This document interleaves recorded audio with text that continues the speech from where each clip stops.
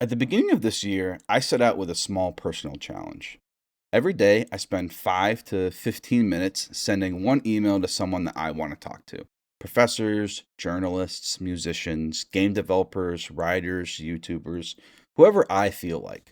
No one is too big or too small if I have something that I want to say. The general guidelines I've set for myself are that I can't overthink it, and I also have to think of a question for them that I couldn't find just by using Google or Wikipedia. 2 months in, this has already positively affected my year drastically. It has been awesome to hear from people who impress and inspire me. I'm really glad that I decided to do this more frequently, and I think that you should email people too. Now, it doesn't have to be every day. Do it whenever and as often as you feel like. But I think that you deserve to feel a bit of what I've been feeling since the start of the year. Email is effective. Your response rate is going to be way higher than you expect. And it will feel good to interact with and connect with people who inspire you, have similar interests, and have something to share with you about the things that you enjoy. For me, this realization started at the beginning of grad school about 2 years ago.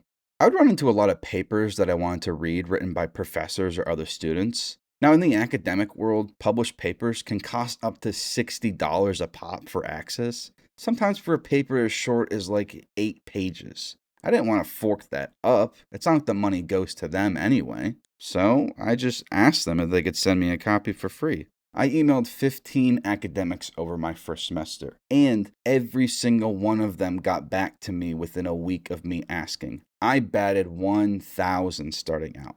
Now, obviously, everyone you email is not going to get back to you promptly, but I promise you, if you even just hit up a dozen people, you would be surprised with how many are happy to get back to you. It is a great feeling. I think it's a very lonely world out there these days. People are lonelier and more disconnected than ever. If you're feeling that loneliness yourself in some way, you certainly have my condolences. I'm very lucky to have people in my life that I love and feel connected to, but it still feels good in an extra way to know that people you think are important to you aren't as far away as you think. And I think it benefits both parties. It can be lonely at the top for some of those people, depending on where they are. They might not be talking to regular people a whole lot, gumped up with managers and agents and journalists and business folk. A lot of their interactions with fans might be comments on videos and social media. And those are, well, they're not always nice, are they? So I think both you and they win from this interaction. Let me tell you about some of the big successes I have had both recently and over the last 2 years. Hopefully, you know some of these people, so these actually hit. I've gotten emails back from Billy Cobb, Flawed Peacock, Ross Scott, Medjular, Vote for Holt, Softmax Plus, a U.S. congressman, Leonard Boyarsky, who's the lead designer and writer for The Outer Worlds. I've also gotten an email back from Garage Heathen, who's the creator of Who's Lila. Incredible guy, incredible discussion with him. And my absolute favorite one of all of these was Bennett Foddy, the Bennett Foddy. I asked him for some papers he wrote while he was still in academics, and he took the time to fish around on his computer for him and send them to me within like 8 hours of sending my email out. That was one of the 15 successes my first semester. I still think about it.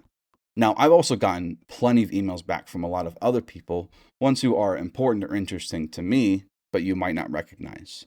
I've done the math, and my response rate so far since the start of the year is 70%. Every 10 emails I've sent out, I get 7 responses back already. And who's to say I still won't hear back from some of those other people later? So, even statistically, I think it's worth it to shoot your shot. Give yourself a chance to have something cool to feel good about. Now, if you've never really sent an email out just for funsies and don't know where to start, let me help you. First off, write them yourself. Don't outsource to AI. I think one of the big goals here is both of you getting some interpersonal contact. Don't let a robot come in the middle of that, even if you think it'd be funny or you're insecure about your writing or spelling.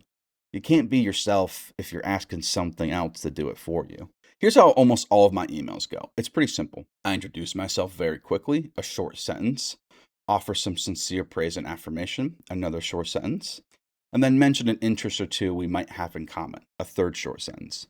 3 short sentences to break the ice. Then in a separate paragraph, I start my question.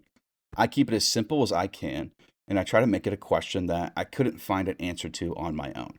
Their inspirations for a creative project, if there's a possible connection or reference to another work of art, what music they've been listening to for fun lately, if they like sports, baseball.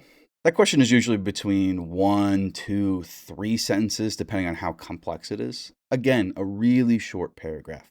And then usually just a final quick message, just something nice about wishing them well or hoping that whatever they're working on is going well, that type of thing. A lot of these emails are like 100 words long or less, really short and sweet. This isn't a hard and fast rule. I've sent some much longer emails to people, but it's a great rule of thumb just to get you started.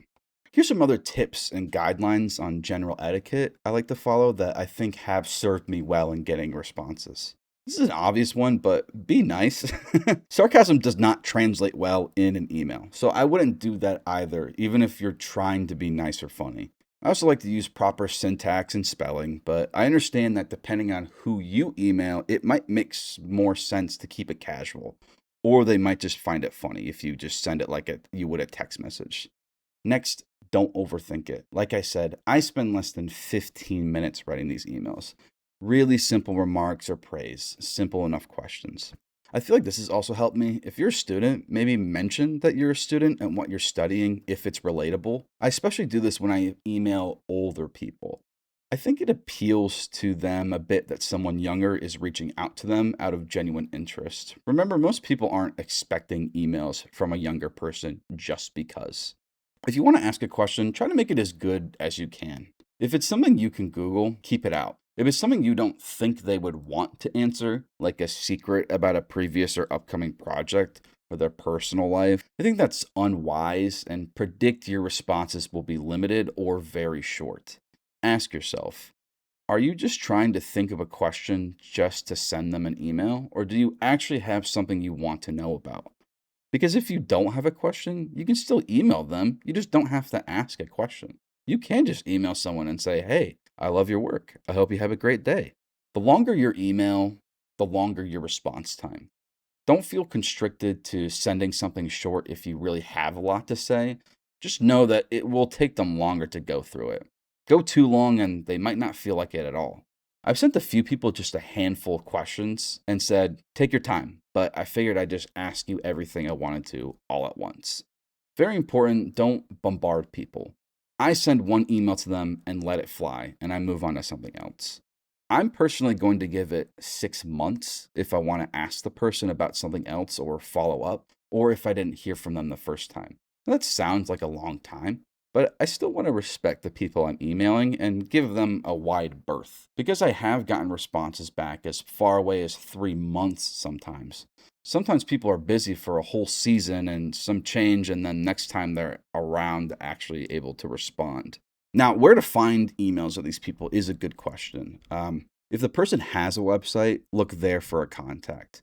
If they're on social media, their email will usually be in their bio. For a YouTube channel on the desktop, you can go to their actual channel profile, and if their email is public, it will be there.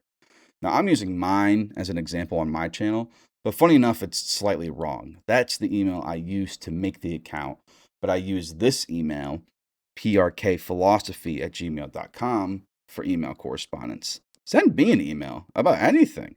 Big rule here. If the person you're trying to reach doesn't have an email address that's easy to find somewhere, readily available, they probably don't want people emailing them. So I would not suggest to go digging for it. And also, if you're a YouTuber and don't want people seeing your email, which is absolutely your choice, you should go turn this off or take it out.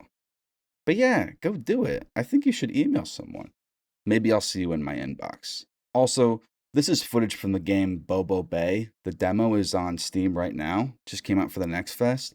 Incredible game. Absolutely looking forward to it when it comes out.